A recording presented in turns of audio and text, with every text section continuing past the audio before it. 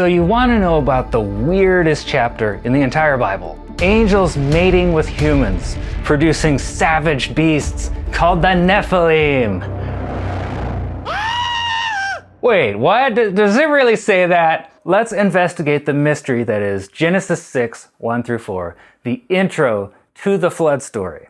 The passage itself says, "When man began to multiply on the face of the land, and daughters were born to them, the sons of God saw that the daughters of man were attractive, and they took as their wives any they chose. Then the Lord said, My spirit shall not abide in man forever, for he is flesh. His days shall be 120 years. The Nephilim were on the earth in those days, and also afterward, when the sons of God came into the daughters of man, and they bore children to them. These were the mighty men who were of old, the men of renown." Oh, that was intense. A little bit weird. I bet your Sunday school teacher did not mention that was the intro to the flood story. Mine didn't. The key question everyone asks is, who are the sons of God? There is a possible clue hidden in verses 1 and 2. There are 3 words here that might be familiar to you. Scholar Gordon J. Winham points out that the words saw, good, and took come from another story of the Bible. The translation of Genesis 6 that we read might say attractive instead of good, but in Hebrew, it comes from the same root word that means good. Saw, good, took.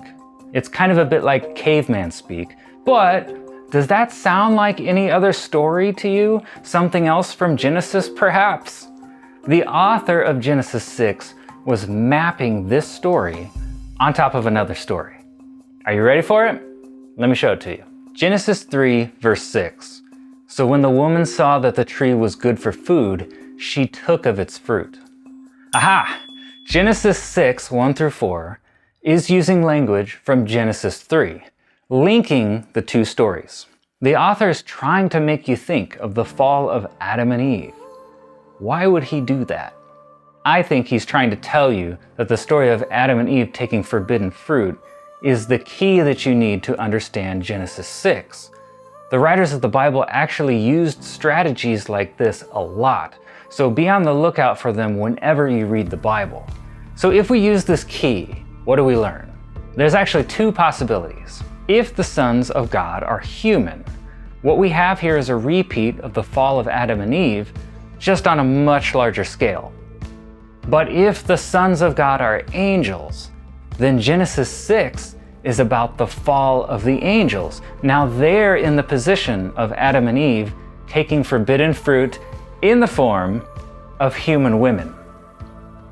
We still need more information to tell us whether or not the sons of God are human or angels. Which did the author of Genesis 6 actually mean? Well, one thing we could do to help us decide is trace these 2 interpretations backwards and see which one came first. The belief that they were angels is an old Jewish view called the Watcher tradition. In addition to this theory, there is a popular counter view to put on the table too, that this verse simply describes human men thought to be from the lineage of Adam and Eve's 3rd son Seth, marrying pagan wives. There's also another view that the sons of God meant human rulers, although that view has mostly fallen out of favor with most scholars. You'll see why in a few minutes. So in the Old Testament period, we only have 2 theories to this point. The sons of God are either angels or humans. Which one is it?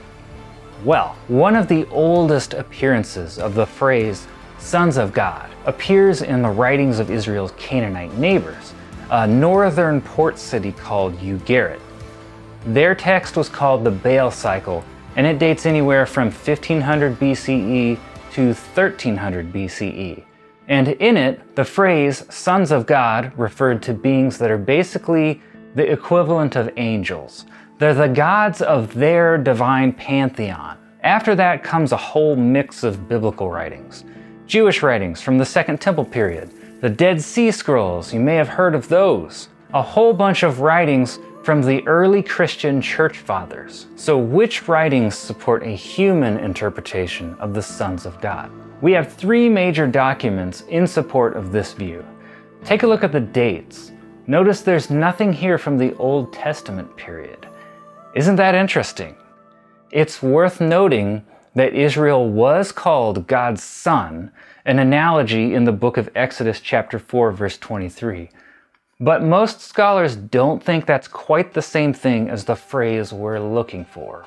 Now let's take a look at the writings that spoke of the sons of God as angels. You'll certainly notice Job, the Old Testament book that describes the sons of God as angels, in chapters 1, 2, and 38. Here's a second page of writings from the early Christian church fathers. And here are some more. That is quite a list. Let's put them all on one chart in order of appearance and see what we learn.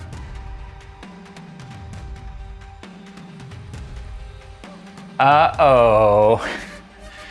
It looks like the weird interpretation is at least 550, maybe 1,000, maybe more years older than the human interpretation. What does that mean? Wait, what's wrong? No, you don't have to stop reading your Bible. It's not that bad. No evil angels are coming to get you. As long as you don't try astral projection. As I was saying, I know it's weird, but let me propose a logical way to look at this. If you believe God exists, then by association you believe in a spiritual realm, right? Well, that means that you believe two worlds exist. One physical and one spiritual. Well, if there is a spiritual realm, it makes sense that God's not living there alone, right? Like, he probably made some angels citizens of the spiritual realm. And we know that God sometimes interacts with our physical world. The biblical story says that sometimes God sends angels to cross over into our world. Biblically speaking, sometimes the angels manifested physically and passed for humans. They ate meals with people. People didn't realize they were from another realm until they just up and disappeared. Doesn't it seem plausible then that some disgruntled angels, beings similar to Satan perhaps, might also try to cross over into the physical world too? That is what Genesis 6, 1 through 4 is about. Some believe someone inserted Genesis 6, 1 through 4 into the Bible to make it congruent with the Enoch story, that weird story about angels mating with humans. But scholar Archie T. Wright says as much as he wants to embrace that theory, it has no textual evidence. Therefore, until he gets that, he cannot embrace that view. So what happened? Wright and other scholars note that Rabbi Shimon Bar Yochai actively campaigned against the angel interpretation. In his opinion, it was a heresy. So he said that anyone who translated Genesis 6 to include the phrase, sons of God, they would be cursed. And so a new translation emerged. Instead of sons of God, some Bibles today still say sons of rulers. And in other passages, instead of sons of God, it says sons of Israel. The majority of modern scholars now know that these translations are incorrect.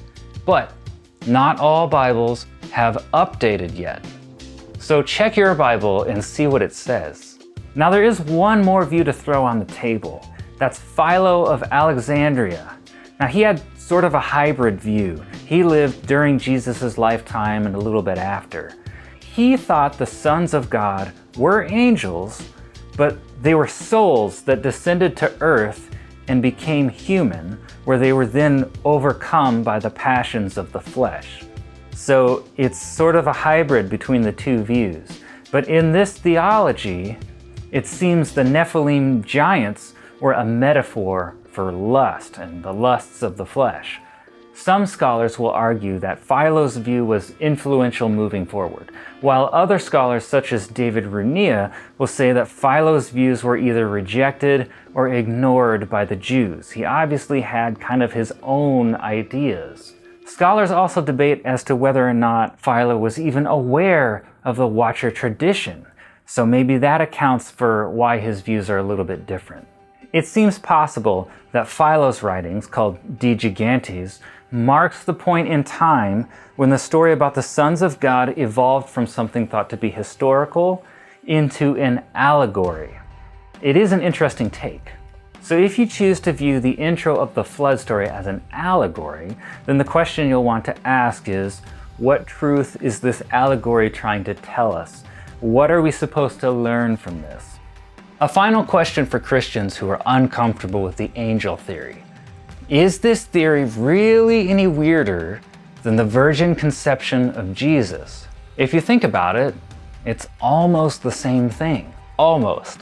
Jesus' birth could be looked at as God's answer to the events in Genesis 6:1-4. The Nephilim could also be looked at as Antichrist figures, born in a similar way, fathered by a spirit from the spiritual realm. It's worth considering. So there you have it. There are three views. One, that the sons of God are humans, human descendants of Seth. Another view, that the sons of God are angels or fallen angels. And third, the sons of God are angels that became human, that were then overcome by lust. Only you can decide what you believe about this. It might seem like just one weird passage, but your decision here will affect your interpretation of the rest of the Bible, including the flood story, who Israel is fighting during the conquest and who Goliath is, and how you explain the exorcisms performed by Jesus and what demons are. I'll explain all of that in future videos, but for now, if you want to read an exhaustive investigation into Genesis 6:1-4, I highly recommend this book, The Origin of Evil Spirits, The Reception of Genesis 6:1-4 in Early Jewish Literature by Archie T. Wright. I'll put an Amazon link in the description of this video if you'd like to check this out. I am an Amazon affiliate. Archie will dig up every theory on all sides of the issue to give you lots of information to help you interpret this passage, which is really cool. He did a really great, comprehensive job. If you enjoyed this video, let's team up. Hit subscribe, and I will see you next time.